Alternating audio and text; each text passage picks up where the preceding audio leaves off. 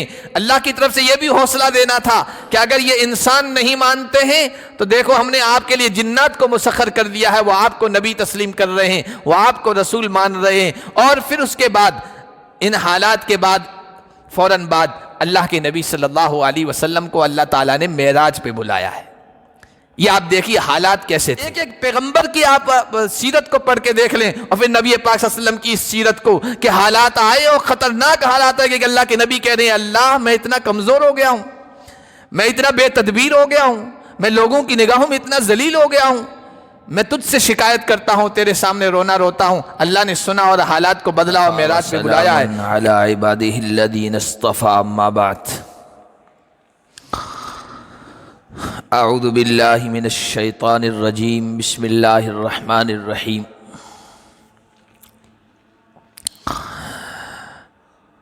سبحان الذی اسری بعبدہ لیلا من المسجد الحرام إلى المسجد الأقصى الذي باركنا حوله لنريه من آياتنا، وقال تعالى سيجعل الله بعد عسر يسرا۔ محترم بزرگوں اور عزیز دینی بھائیوں، اللہ کے نبی صلی اللہ علیہ وسلم کی سیرت طیبہ، آپ کی پاکیزہ زندگی ایک چشمے کی مانند ہے جس سے ہم اپنے حالات کے لیے، زندگی میں پیش آنے والے احوال کے لیے، پریشانیوں کے لیے رہنمائی حاصل کر سکتے ہیں، سبق حاصل کر سکتے ہیں۔ اللہ کے نبی صلی اللہ علیہ وسلم کی زندگی میں پیش آنے والا ایک اہم واقعہ ہے، بلکہ آپ کا ایک اہم اور بڑا معجزہ ہے، وہ ہے معراج کا واقعہ۔ اس میں ہمارے لیے بہت سارے اسباق ہیں، بہت ساری عبرتیں ہیں، نصیحتیں ہیں، اور امت پر جو حالات آ رہے ہیں، کسی ایک انسان پر، کسی ایک فرد پر حالات آتے ہیں، اس کے لیے بھی اس میں بڑی نصیحت کی باتیں ہیں، حوصلے کی باتیں ہیں، اور ہمت بڑھانے کے اسباق ہیں۔ اللہ کے نبی صلی اللہ علیہ وسلم کو معراج کیوں کروائی گئی، کب کروائی گئی، اس کے پیچھے کیا حکمت تھی اللہ کی اور کیا مصلحتیں تھیں، اس کے بارے میں چند باتیں آج کے جمعہ کی گفتگو میں آپ کے سامنے رکھنا چاہتا ہوں۔ اللہ کے نبی صلی اللہ علیہ وسلم نے نبوت ملنے کے بعد جب مکہ میں اپنی تحریک کا آغاز کیا، حق کے پیغام کو پھیلانا شروع کیا، تو آہستہ آہستہ لوگوں نے آپ کے پیغام کو قبول کرنا شروع کیا۔ افراد ایک ایک کر کے جڑتے گئے تو مکہ کے قریش، مکہ کے کافروں کو یہ بات پسند نہ آئی، اور اللہ کے نبی صلی اللہ علیہ وسلم کے راستے میں روڑے اٹکانے لگے، آپ کو پریشان کرنے لگے، اور اس دعوت کی راہ میں جو کچھ بھی وہ رکاوٹیں ڈال سکتے تھے، جس طریقے سے لوگوں کو اس پیغام حق سے روک سکتے تھے، روکنے کی کوشش کرنے لگے۔ لیکن اللہ کی طرف سے یہ تھا کہ اچھے اچھے لوگ، قابل لوگ اللہ کے نبی صلی اللہ علیہ وسلم کے پیغام کو قبول کرنے لگے، جن میں حضرت حمزہ بھی تھے، حضرت عمر بن خطاب رضی اللہ تعالی عنہ جیسا بہادر جرأت مند نڈر انسان بھی تھا۔ جب انہوں نے دیکھا کہ اس طرح یہ تحریک بڑھتی چلی جا رہی ہے اور محمد کے ماننے والوں کی تعداد بڑھتی چلی جا رہی ہے، تو انہوں نے ابو طالب سے یہ مطالبہ کیا۔ حضور کے چچا تھے، آپ پر ایمان تو نہیں لائے تھے لیکن آپ کے لیے بہت بڑا سہارا تھے، مددگار تھے، اور ان کی موجودگی میں کافروں کو یہ ہمت نہیں تھی کہ کھل کر اللہ کے نبی صلی اللہ علیہ وسلم کو تکلیف پہنچا سکے۔ اس لیے مکہ کے مختلف قبیلوں کے لوگوں نے متحد ہو کر، یک زبان ہو کر ابو طالب سے مطالبہ کیا کہ آپ محمد کو ہمارے حوالے کر دو اور پھر ہم اس کے ساتھ جو معاملہ کریں وہ کریں گے۔ وہ قتل کرنا چاہتے تھے،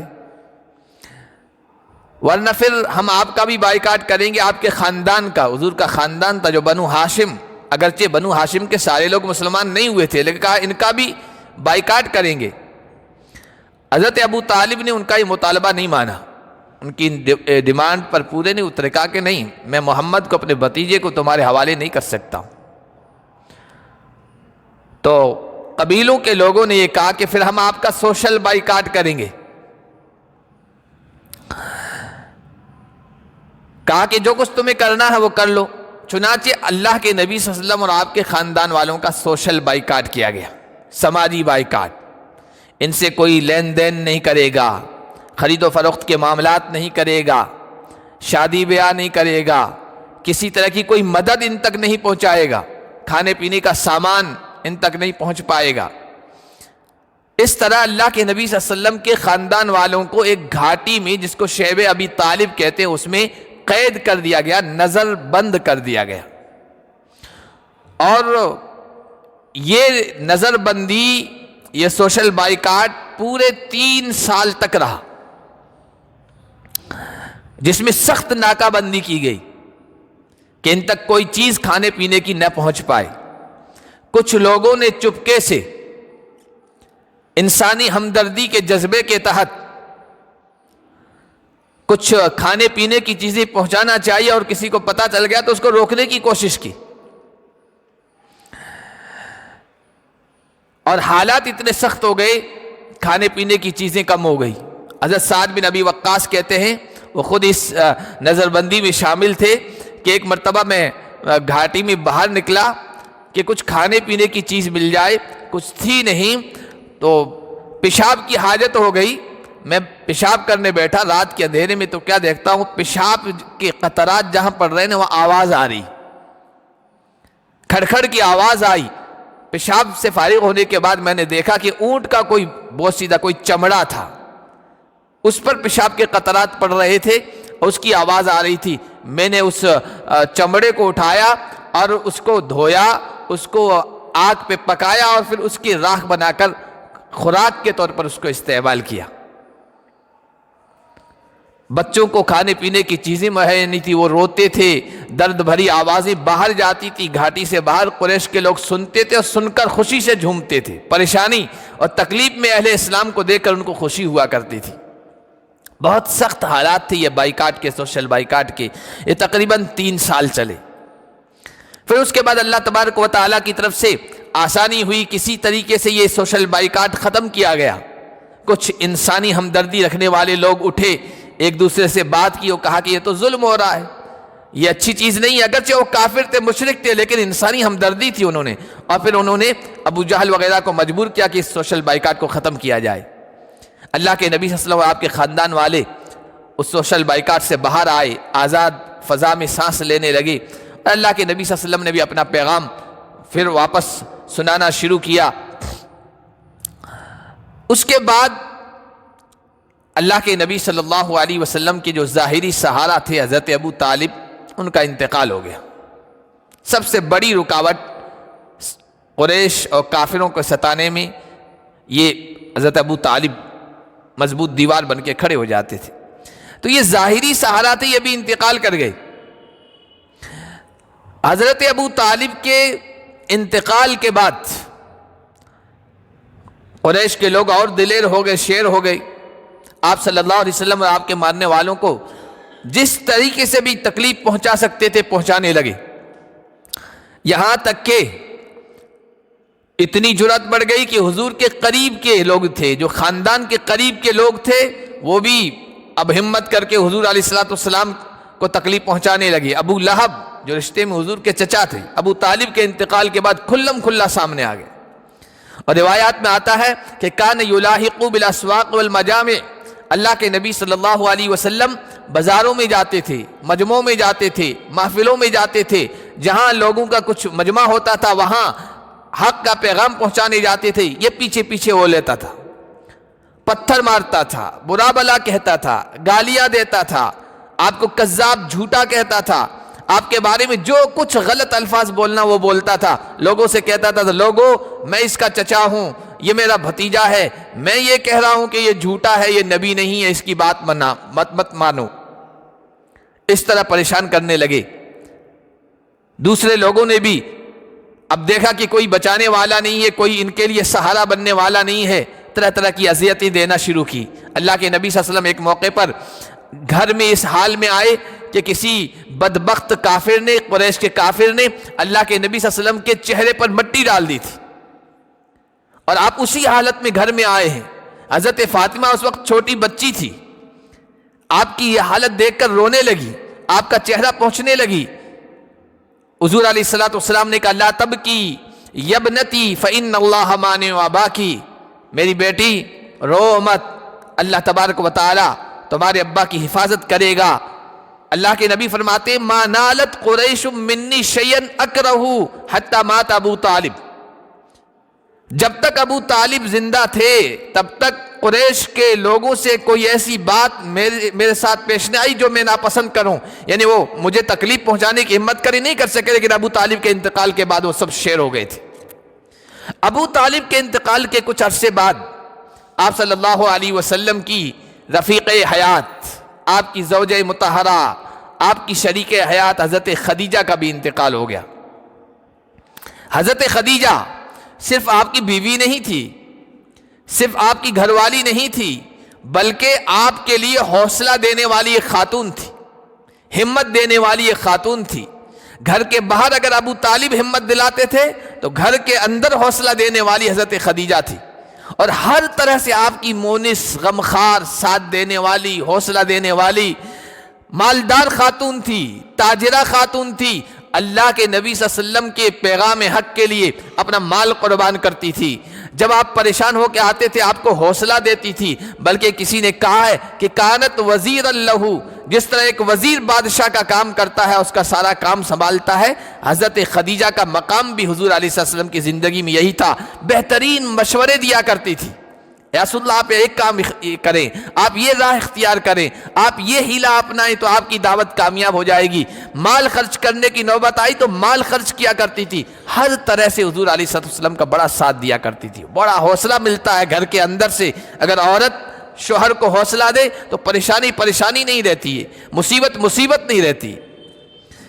تو حضرت خدیجہ ایک بہت مضبوط سہارا تھی حضور علیہ السلام کے لیے۔ حضرت خدیجہ کا بھی انتقال ہو گیا۔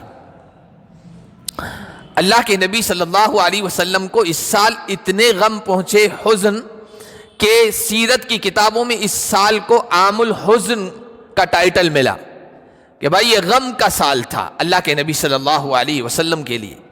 اب نہ باہر کا کوئی سہارا، نہ گھر کے اندر سے کوئی حوصلہ دینے والا، اللہ کے نبی صلی اللہ علیہ وسلم کی زندگی بڑی مشکل ہو گئی۔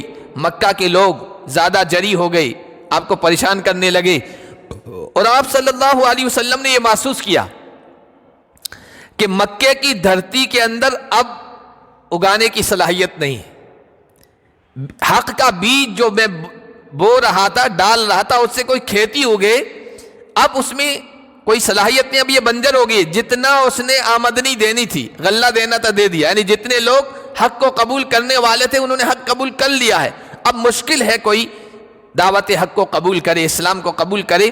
اس لیے اب کوئی اور زمین میں تلاش کرتا ہوں، کوئی اور علاقہ تلاش کرتا ہوں۔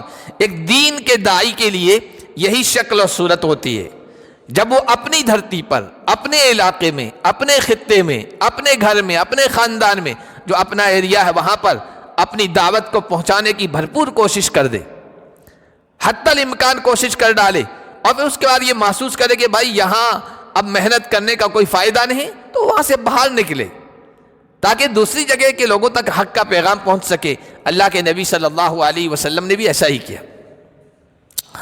اللہ کے نبی صلی اللہ علیہ وسلم کے دماغ میں یہ بات آئی کہ مکہ کے بعد یہاں کا بڑا شہر طائف ہے، بڑا خوشحال علاقہ تھا، سبز و شاداب آج بھی ہے، انگور کے باغات تھے، لوگ خوشحال تھے، پیسوں والے تھے، دولت والے تھے۔ تو اللہ کے نبی صلی اللہ علیہ وسلم کے دل میں یہ بات آئی، مکہ والے قبول نہیں کر رہے ہیں میری دعوت کو، میرے پیغام کو، تو طائف چلا جاؤ۔ زید بن حارثہ کو اللہ کے نبی صلی اللہ علیہ وسلم نے خادم کے طور پر ساتھ لیا، اور مکہ سے آپ گئے ہیں طائف، پیدل گئے ہیں، پیدل گئے ہیں۔ آپ لوگوں میں سے بہت سارے حج عمرے کے لیے گئے ہوں گے، طائف بھی گئے ہوں گے، تقریباً 80-88 کلومیٹر ہے۔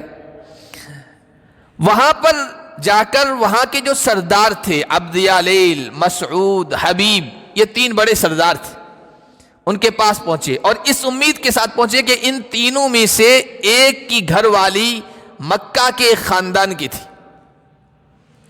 اور اس امید سے گئے تھے کہ بھائی اس گھر میں ہمارے شہر کی ایک عورت ہے، تو لوگ خیال رکھتے ہیں کہ بھائی ہماری گھر والی کے سسرال سے تعلق رکھنے والا کوئی فرد آیا ہے، کچھ لحاظ کریں گے۔ اللہ کے نبی صلی اللہ علیہ وسلم اس امید کے ساتھ گئے اور بڑے اچھے انداز سے ان کے سامنے اپنا پیغام پیش کیا، اپنے حق کی بات رکھی، دین کی بات رکھی، توحید کی بات رکھی۔ تو ان کی طرف سے جو جواب آیا وہ بھی بڑا عجیب تھا۔ ایک کہنے لگا کہ آپ کو اوپر والے نے رسول بنا کے بھیجا ہے، اس کا مطلب یہ ہے کہ بیت اللہ کا غلاف وہ نچوانا چاہتا ہے، وہ پھاڑنا چاہتا ہے، چبھتا ہوا جملہ تھا۔ دوسرا کہنے لگا کہ میں تم سے بات نہیں کرنا چاہتا ہوں، اس لیے کہ اگر تم واقعی نبی ہو، پیغمبر ہو، تو میں کہیں ایسی بات تم سے نہ کہہ دوں تو تمہارے ادب اور احترام کے خلاف ہو، اور اگر نبی نہیں ہو، جھوٹے ہو، تو میں ایسے جھوٹے شخص سے بات نہیں کرنا چاہتا۔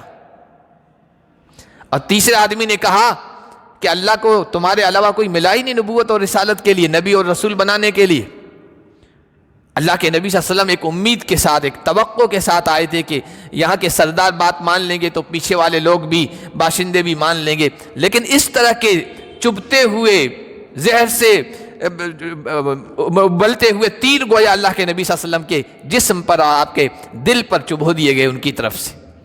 اللہ کے نبی صلی اللہ علیہ وسلم نے محسوس کیا کہ جب سرداروں نے یہ بات نہیں مانی ہے تو پھر ان کے پیچھے جو ان کے فالوورز ہوتے ہیں وہ کیا مانیں گے، وہ تو ان کے تابع ہوتے ہیں۔ اللہ کے نبی نے کہا بھائی دیکھو، آپ لوگوں سے جو میں نے بات کہی ہے اور آپ لوگوں نے جو جواب دیا ہے وہ اپنے تک محدود رکھنا، آپ اپنی قوم کو مت بتانا، اس لیے کہ قوم کے لوگوں کو پتہ چل جائے گا تو وہ تو کہیں گے ہمارے سرداروں نے ان کے ساتھ یہ معاملہ کیا ہے تو ہم بھی ان کے ساتھ اسی طرح کا برتاؤ کریں۔ لیکن انہوں نے اللہ کے نبی صلی اللہ علیہ وسلم کی بات نہیں مانی اور اپنی قوم کے اوباشوں کو، غنڈوں کو، بدماش قسم کے لوگوں کو، لونڈوں کو، نوجوانوں کو آپ کے پیچھے لگا دیا۔ وہ آپ کو گالیاں دیتے رہے، آپ پر پھپتیاں کستے رہے، تانے کستے رہے، جملے کستے رہے، گالیاں دیتے رہے، بلکہ باقاعدہ کہا کہ ان کو پتھر مارو اور نشانہ بنا کر یہ جو ٹخنے ہیں، یہ جو ایڑی ہے، ایڑی کی ہڈی ہے کہ یہاں مارو۔ اللہ کے نبی صلی اللہ علیہ وسلم کے ساتھ یہ معاملہ کیا گیا، اتنے پتھر مارے گئے، بار بار اس ایڑی کی جگہ پر، اس ہڈی پر کچھ چیز لگے، بہت زخم پہنچتا ہے، بہت تکلیف محسوس ہوتی ہے۔ اللہ کے نبی بیٹھ جاتے تھے تکلیف کی وجہ سے، وہ اوباش قسم کے لونڈے اور وہ گنڈے آپ کے دونوں بازو پکڑ کے پھر اٹھاتے تھے، پھر کہتے تھے چلو، اور پھر اسی طرح خشت باری کرتے تھے، پتھر مارتے تھے، اور اس طرح اللہ کے نبی صلی اللہ علیہ وسلم کو زخمی کر دیا تھا کہ خون کی وجہ سے آپ کی ایڑیاں، آپ کے پاؤں لت پت ہو گئے تھے، اور جوتیاں جو ہے نا وہ خون کی وجہ سے جسم سے چپک گئی تھی۔ حضرت زید بن حارثہ نے کچھ سہارا دیا، کندھے پہ اٹھایا اور لے کر شہر سے باہر آئے۔ وہاں ایک باغ تھا، وہاں ایک باغ تھا، اور اس باغ کے جو مالک تھے وہ عتبہ اور شیبہ، ربیعہ کے بیٹے تھے۔ وہ تھے اللہ کے نبی صلی اللہ علیہ وسلم نے انگور کا باغ تھا، ایک انگور کے درخت سے سہارا لیا، زخمی حالت میں، دل ٹوٹا ہوا، اور اسی طرح عجیب بے چینی بے چارگی کی کیفیت تھی، بالکل پردیسی تھے، وہاں کوئی ساتھ دینے والا نہیں تھا، اور وہیں سہارا لے کر اللہ کے نبی نے ایک دعا کی. ایسی دعا ہے کہ آج بھی اگر آپ ترجمہ سمجھ کر پڑھیں نا تو عجیب سی کیفیت محسوس ہوتا ہے کہ آپ کا رواں رواں بے چارگی کا احساس کیے ہوئے تھا، اور اندر سے جو تکلیف تھی ان الفاظ کے ذریعے سے نکل رہی تھی. اللہ کے نبی صلی اللہ علیہ وسلم نے اس موقع پر دعا کی، اللہم انی الیک اشکو ضعف قوتی وقوت حیلتی وہوانی علی الناس. اے اللہ، میں اپنی کمزوری کا تجھ سے شکایت اپنی کمزوری کی تجھ سے شکایت کرتا ہوں، اپنی کمزوری کا رونا تیرے سامنے روتا ہوں. میرے پاس تدبیر کی کمی ہے اور اس کی قوت کی طاقت کی کمی ہے، اس کی میں شکایت کرتا ہوں تجھ سے، اور لوگ میرے ساتھ یہ معاملہ کر رہے ہیں، لوگوں کی نگاہوں میں کمزور ہو گیا ہوں. اے سب سے زیادہ رحم کرنے والے، میری یہ حالت ہے تو دیکھ لے. یا ارحم الراحمین انت رب المستضعفین. اے اللہ، تو کمزور سمجھے جانے والے لوگوں کا رب ہے. انت رب المستضعفین وانت ربی، تو میرا بھی رب ہے. الی من تکلنی، کس کے حوالے کر رہا ہے مجھے؟ الی بعید یتجہمنی، کیا تو نے مجھے ان دور جن سے کوئی رشتہ نہیں ہے، تعلق نہیں ہے، ایسے لوگوں کے حوالے کر دیا جو ترش روئی کے ساتھ چہرہ بگاڑ کر مجھ سے ملاقات کرتے ہیں؟ ام الی عدو ملکتہ امری، کیا تو نے مجھے کسی ایسے دشمن کے حوالے کر دیا ہے جس کو میرے تمام معاملات کا مالک بنا دیا ہے؟ ان لم یکن بک علی غضب فلا ابالی، پروردگار یہ حالات میرے ساتھ پیش آ رہے ہیں، اگر تو غصے نہیں ہے، تو مجھ سے ناراض نہیں ہے تو مجھے ان حالات کی کوئی پرواہ نہیں ہے. ولیکن عافیتک اوسع لی، لیکن تو میرے ساتھ عافیت کا معاملہ کر دے، اس ظلم و ستم کے ماحول کو ہٹا دے اور ختم کر دے، وہ مجھے زیادہ پسندیدہ ہے. اعوذ بنور وجہک الذی اشرقت لہ الظلمات وصلح علی امر الدنیا والآخرہ. اے اللہ، میں تیرے چہرے کے اس نور سے، جس نور کی بدولت، جس نور کے صدقے طفیل میں دنیا کی ظلمتیں ختم ہوئی ہے اور روشنی ہوئی ہے، اور جس پر دین اور دنیا کا معاملہ ٹکا ہوا ہے، اس نور کے واسطے سے میں تجھ سے سوال کرتا ہوں کہ تو مجھ پر اپنا غضب نازل نہ کرنا، اور یحل علی سخطک، یا تو مجھ پر ناراض نہ ہونا.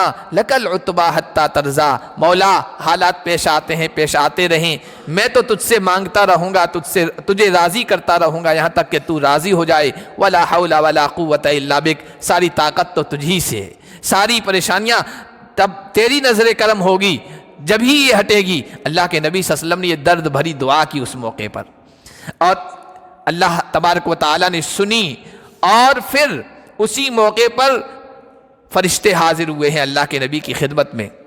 جو فرشتہ انچارج ہے پہاڑوں کا، وہ آیا اللہ کے نبی کے پاس آ کر کہنے لگا، اللہ نے آپ کی درد بھری آواز سن لی ہے، اور طائف کے لوگوں نے آپ کے ساتھ جو معاملہ کیا ہے وہ بھی دیکھ لیا ہے، اور مجھے بھیجا ہے، میں پہاڑوں کا انچارج فرشتہ ہوں، اور مجھے کہا کہ جو محمد کرنا چاہیں وہ تم کر دینا، ان سے پوچھو محمد کیا چاہتے ہیں.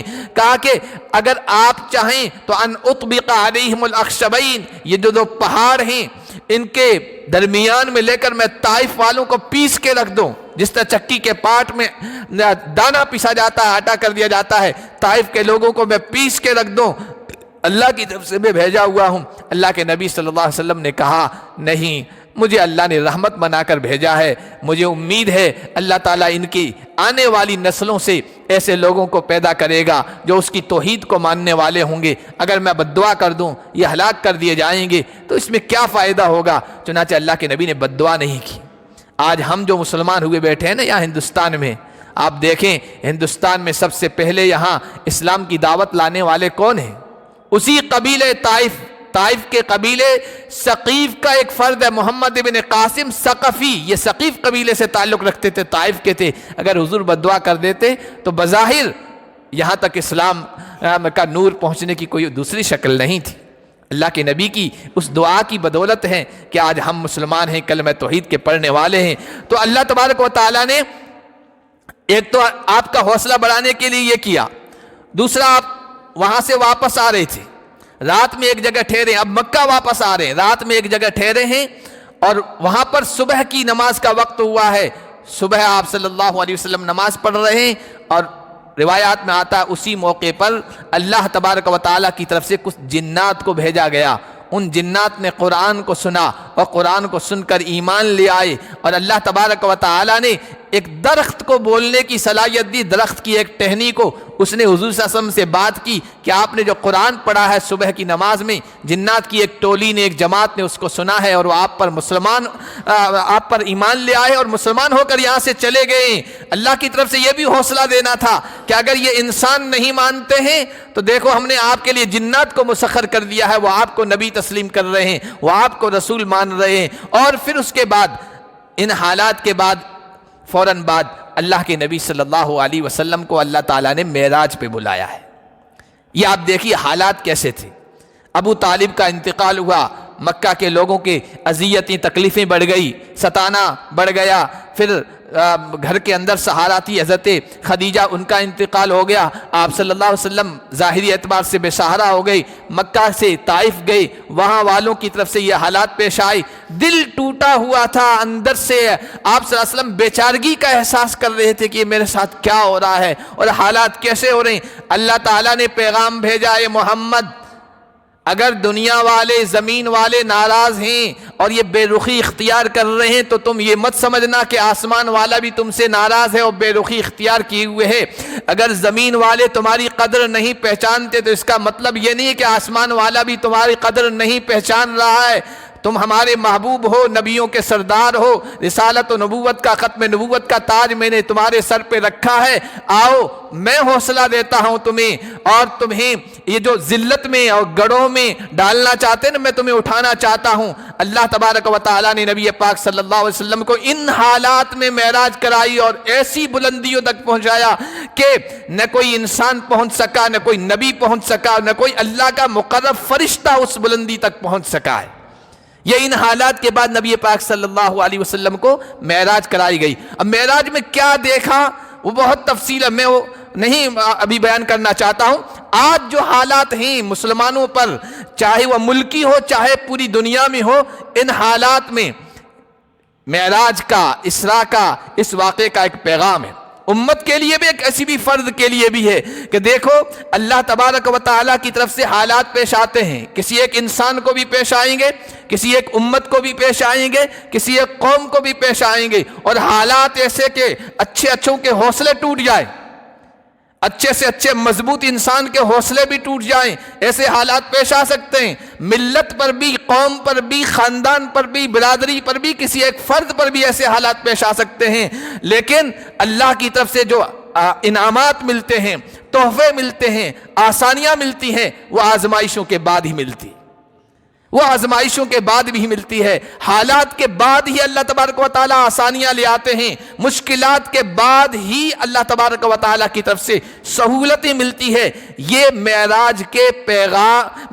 اس واقعے میں پیغام ہے، پیغام ہے ہر اس شخص کے لیے جس کو بیماریوں نے گھیر لیا ہے اور صحت نہیں مل رہی ہے، وہ یہ یقین کرے کہ جو اللہ نبی کو حالات کے بعد معراج کرانے والا ہے میری بھی بیماری کو ختم کرے گا۔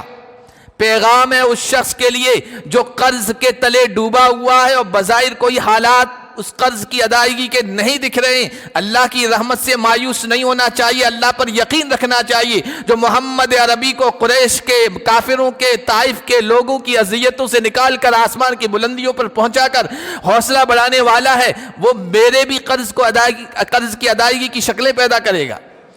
سب جتنی بھی مصیبتیں پریشانیاں ہو سکتی ہیں نا، معراج کا یہ واقعہ بتاتا ہے اللہ حالات کو پلٹے گا۔ پریشانیاں ہمیشہ نہیں رہے گی، مصیبتیں ہمیشہ نہیں رہیں گی، بیماریاں ہمیشہ نہیں رہیں گی، ٹینشن ہمیشہ نہیں رہے گی، اللہ کی طرف سے آسانیاں ہوگی۔ یہ اللہ کی سنت ہے، یہ اللہ کا قانون ہے، اللہ کی سنت میں کبھی تبدیلی نہیں ہوتی ہے۔ تو جو نبی کے ساتھ معاملہ پیش آیا ہے وہ ہر صاحب ایمان کے ساتھ پیش آ سکتا ہے۔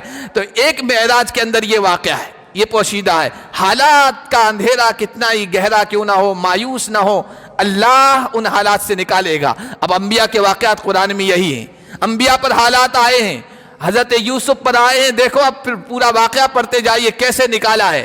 حضرت یعقوب پر آئے، اولاد کو دور کر دیا گیا، آنکھوں کا نور چلا گیا، لیکن حالات کے بعد اللہ تعالیٰ نے کیسے ان کو حالات سے نکالا ہے۔ حضرت زکریا پر حالات آئے لیکن بڑھاپے میں کیسے اولاد سے نوازا ہے۔ ایک ایک پیغمبر کی آپ سیرت کو پڑھ کے دیکھ لیں، اور پھر نبی پاک صلی اللہ علیہ وسلم کی اس سیرت کو کہ حالات آئے اور خطرناک حالات ہے کہ اللہ کے نبی کہہ رہے ہیں اللہ میں اتنا کمزور ہو گیا ہوں، میں اتنا بے تدبیر ہو گیا ہوں، میں لوگوں کی نگاہوں میں اتنا ذلیل ہو گیا ہوں، میں تجھ سے شکایت کرتا ہوں، تیرے سامنے رونا روتا ہوں۔ اللہ نے سنا اور حالات کو بدلا اور معراج پہ بلایا ہے۔ ایک سبق معراج کا یہ ہے۔ دوسرا ثابت قدمی کا، امت کے لیے یہ بہت ضروری ہے۔ آج جب کہ دین کے سلسلے میں، محمد الرسول اللہ کے سلسلے میں، اسلامی شریعت کے سلسلے میں لوگوں کی طرف سے کنفیوژن پھیلایا جا رہا ہے، دین کے مسائل کے سلسلے میں، حضور کی سیرت کے سلسلے میں ایسی باتیں کہ دل کے اندر ایمان و یقین میں کمزوری آ جائے کہ دین اسلام میں یہ تعلیم دیتا ہے، اس میں یہ ہے، اس میں یہ ہے، فلاں، اس طرح کی باتیں لوگوں کی طرف سے، دشمنوں کی طرف سے پھیلائی جا رہی ہے تاکہ دین اسلام سے لوگ دور ہو جائیں۔ ایسے موقع پر، ایسے حالات میں ہمیں اپنے اصولوں پر، اپنے عقیدہ توحید پر، اپنی شریعت پر، اپنے دین پر، ایمان پر جمنا ہے۔ جب ثابت قدمی ہوگی نا تو پھر اللہ کی طرف سے مدد آئے گی۔ جب معراج کا واقعہ پیش آیا، عجیب و غریب واقعہ تھا۔ حضور نے قریش مکہ کو آ کے سنایا کہ میں راتوں رات یہاں سے مسجد اقصیٰ گیا ہوں، مسجد اقصیٰ سے اوپر کی دنیا میں گیا ہوں، جنت جہنم سب نظارے دیکھ کے آیا ہوں۔ تو قریش کے وہ جو حضور کے دشمن تھے، مخالف تھے، انہوں نے سوچا یہ اچھا موقع ہے محمد کے ماننے والوں کو محمد سے دور کرنے کا، کنفیوژن ان کے دلوں میں پیدا کرنے کا۔ ایسا ہو سکتا ہے راتوں رات میں گھوم کے آگے ہو؟ آئے، بھاگے، دوڑے ہوئے، سب سے پہلے ابو بکر صدیق کے پاس آئے، کہا کہ ابو بکر تمہارا وہ جو یار ہے محمد، وہ یہ کہہ رہا ہے کہ راتوں رات میں یہ سب مناظر دیکھ کے آ گیا ہوں، کیا تم اب بھی اس کو نبی مانو گے؟ اس کو اب بھی تصدیق کرو گے؟ اس کو سچا مانو گے؟ ابو بکر رضی اللہ تعالیٰ عنہ نے کہا کیا محمد نے یہ کہا ہے؟ کہا محمد نے یہ کہا ہے، وہ کہہ رہا اگر چاہو تو ابھی تم کو لے چلو۔ کہا کہ پھر مجھے وہاں جانے کی تصدیق کرنے کی ضرورت نہیں ہے، اگر محمد یہ کہہ رہا ہے تو پھر جو وہ کچھ کہہ رہا ہے میں اس کی تصدیق کرتا ہوں۔ اس سے بھی زیادہ بڑی بڑی عجیب باتیں وہ ہم سے بیان کر رہا، ہم اس کو بھی تو مان رہے ہیں، اس کو بھی تو تسلیم کر رہے ہیں۔ ہم نے آسمان نہیں دیکھے، آسمان کے اوپر کی دنیا نہیں دیکھی، ہم نے رب کو نہیں دیکھا، ہم نے جبرائیل امین کو نہیں دیکھا، ہم نے فرشتوں کی دنیا کو نہیں دیکھا، محمد ہمیں کہہ رہا ہے یہ سب چیزیں، ہم اس کو تسلیم کر رہے ہیں، تو یہ کیا چیز مشکل ہے؟ ہم تمہارے اس کنفیوژن میں نہیں مبتلا ہوں گے، ہمیں ذرہ بھی شک نہیں ہے وہ جو کچھ کہہ رہا ہے وہ سچ ہے، اور اس کے سامنے یہ واقعات پیش آئے ہیں، ہمیں اس پر ایمان ہے۔ یہ ہے ثابت قدمی اپنے عقیدے پر، اپنے توحید پر۔ یہ ہوتا ہے نا تو پھر رب کی طرف سے مدد آتی ہے۔ ایک واقعہ اور معراج ہی کا ہے، اور یہ بھی ثابت قدمی کا ہے، چونکہ حالات اس طرح کے ہیں آج کہ مسلمانوں کو دین سے ہٹانے کی اس طرح کی کوششیں کی جا رہی ہے، اس طرح کی باتیں پیش کرنے کی کہ دین اور ایمان کے سلسلے میں یہ لوگ شک میں مبتلا ہو جائیں۔ اللہ کے نبی جب معراج پر گئے ہیں، آپ کا سفر جاری تھا، ایک موقع ایسا آیا اللہ کے نبی صلی اللہ علیہ وسلم کو خوشبو محسوس ہوئی، اللہ کے نبی کو خوشبو محسوس ہوئی۔ جبرائیل امین سے پوچھا یہ بہترین قسم کی خوشبو آ رہی ہے، یہ کہاں سے آ رہی ہے، کس کی ہے؟ جبرائیل امین نے کہا یہ فرعون کی بیٹی کو کنگھی کرنے والی ایک عورت کی اور اس کی اولاد کی خوشبو ہے۔ حضور نے پوچھا کیا معاملہ ہوا تھا جس کی وجہ سے اللہ نے ان کے ساتھ یہ معاملہ کیا ہے؟ کہا کہ فرعون کی بیٹی تھی، اس کو کنگھی کرنے والی ایک عورت رکھی ہوئی تھی، تو ایک مرتبہ کنگھی کرتے ہوئے کنگھی گری تو عورتوں کی عادت ہوتی ہے کچھ نہ کچھ جملہ بولتی ہے، تو اس نے کہا کچھ جملہ کہا فرعون کے بارے میں، اور پھر کنگھی اٹھائی اور بسم اللہ کر کے کنگھی کرنی شروع کی۔ تو بچی ہوشیار تھی، بچی نے کہا اللہ کے نام سے جو تم کہہ رہی ہو، یہ اللہ کون؟ میرا جو ابا ہے فرعون خدائی کا دعوے دار تھا نا، اسی کا نام لے رہی ہو، وہی ہے؟ کہا کہ نہیں نہیں، وہ اللہ اور ہے، تمہارا جو باپ ہے فرعون وہ خدا تھوڑی ہے، وہ اللہ تھوڑی ہے، میرا اللہ اور تمہارا اللہ اور فرعون کا اللہ اور ہے۔ کہا کہ اچھا تم یہ عقیدہ رکھتی ہو، میں اپنے ابا کو جا کے بتاتی ہوں۔ کہا جا کے بتا دینا۔ اس نے جا کے فرعون کو بتا دیا، فرعون نے بلایا اس کو، کیا تو میرے علاوہ کسی اور رب کو مانتی ہے، کسی اور اللہ کو مانتی ہے؟ کہاں، میرا، تمہارا، تمہاری بچی کا، ساری انسانیت کا اللہ اور ہے جو ساری طاقت والا ہے۔ کہا کہ اگر اس عقیدے کو نہیں چھوڑو گی تمہارے ساتھ بہت بڑا برتاؤ کروں گا، جو کچھ کرنا ہو کر لو، اللہ تو بس اوپر والا ہے، تم نہیں ہو۔ تو اس نے ایک دیگ میں پانی یا تیل کھلوایا، گرم کیا، اور اس کے بعد کہا کہ تم یہ عقیدہ چھوڑتی ہو یا نہیں، مجھے رب مانتی ہو یا نہیں؟ کہا نہیں۔ کہا اس کے اندر تیل کے اندر ڈال دیا جائے گا، جو کچھ کرنا کرو۔ اس نے ایسا کیا کہ اس کے بچے تھے ماشطہ کی کنگھی کرنے والی کے، ایک ایک بچے کو اس کے سامنے ڈالنا شروع کیا، جل بن کر راکھ ہو گئے۔ آخری جو بچہ تھا اس کی گود بھی تھا، دودھ پیتا بچہ تھا، اس کو اس نے چھیننا چاہا لیکن وہ پیچھے ہٹ گئی، اور یوں محسوس ہوا کہ یہ اپنے عقیدے کو چھوڑنے والی ہے، توحید سے ہٹنے والی ہے، اور یہ کہنے والی ہے میرا رب تو ہے، فرعون سے کہنے والی ہے۔ تو بچے کو اللہ نے بولنے کی طاقت، بچے نے کہا یا اماں اقتحمی، امی جان اس کے اندر کود پڑو، جان دے دو، فإن عذاب الدنیا اہون من عذاب الآخرہ، شرک کرو گی، اس کو خدا و اللہ مان لو گی تو دنیا کا عذاب تو بہت ہلکا ہے، آخرت کا عذاب بہت سخت ہے، اپنے آپ کو قربان کر دو۔ تو پھر وہ تیار ہو گیا اندر کودنے کے لیے۔ اللہ کے نبی سے جبرائیل امین نے کہا یہ جو خوشبو آ رہی ہے نا، اس عورت نے یہ کہا تھا کہ میں مرنے کے لیے تیار ہوں، جلنے کے لیے تیار ہوں، فرعون میری آخری خواہش یہ کہ میری ہڈیاں اور میرے بچوں کی ہڈیاں جو بچ جائیں اس کو ایک چیز میں جمع کر کے ایک ساتھ دفن کر دینا، وہ ایک جگہ دفن کی ہوئی ہے، اور یہ جو آپ کو خوشبو محسوس ہو رہی ہے نا، یہ ان کی خوشبو محسوس ہو رہی ہے۔ یہ اس عقیدہ توحید پر ثابت قدمی کا نتیجہ تھا۔ تو معراج کا ایک واقعہ یہ بھی ہے، صدیق اکبر بھی ثابت قدم رہے، ڈگمگائے نہیں، اور یہ بھی اللہ کی بندی توحید پر ثابت قدم رہی، ڈگمگائی نہیں، تو حضور کو خوشبو سنگوائی گئی کہ دیکھو توحید پر جمنے والے، ایمان پر جمنے والے اور اللہ کی شریعت پر جمنے والوں کا انجام کتنا بہتر ہوتا ہے۔ اللہ پاک واقعہ معراج سے ان عبرتوں کو، نصیحتوں کو حاصل کرنے کی ہم سب کو توفیق عطا فرمائے، اور عقیدہ توحید پر ہمیں، ہماری آنے والی نسلوں کو ثبات